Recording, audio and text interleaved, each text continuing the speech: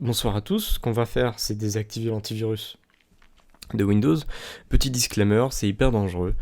Si c'est pour installer un crack, faire quelque chose dans ce genre, ça ne sert à rien de désactiver ça de cette manière. Là on est vraiment sur une suppression qui n'est pas définitive mais qui ne se réactive pas à chaque lancement d'ordinateur, donc ça va être réservé plus à des techniciens. Commençons. On tape GP.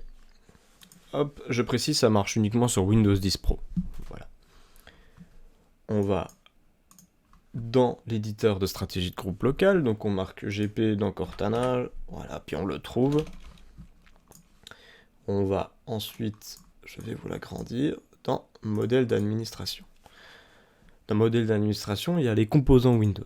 C'est ce qui nous intéresse. On trouve tout de suite notre antivirus. Vous allez voir juste après qu'il y a une petite subtilité. On peut désactiver l'antivirus de Microsoft Windows Defender. C'est ce qu'on va faire. Là, on met activer, appliquer, ok.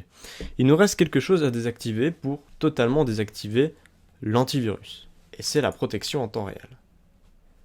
Donc là, elle est activée. Il nous suffit, en fait, de base elle est là, de l'activer. À partir de ce moment-là, quand on va dans paramètres, quand on va dans sécurité Windows, on a normalement quelque chose comme ça. Protection en temps réel, désactiver, désactiver, désactiver.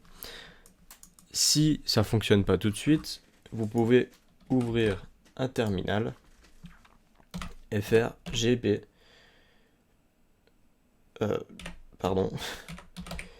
update /force.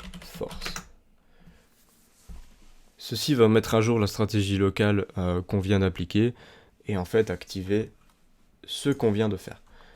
Pour désactiver, parce que c'est bien beau d'activer, en fait il suffit de retourner là, de mettre non configurer ou désactiver, appliquer, on revient en arrière et là on désactive, on fait non configuré et voilà.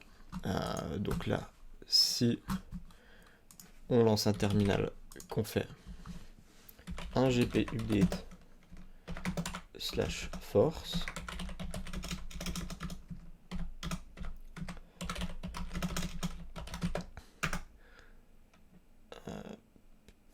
pardon,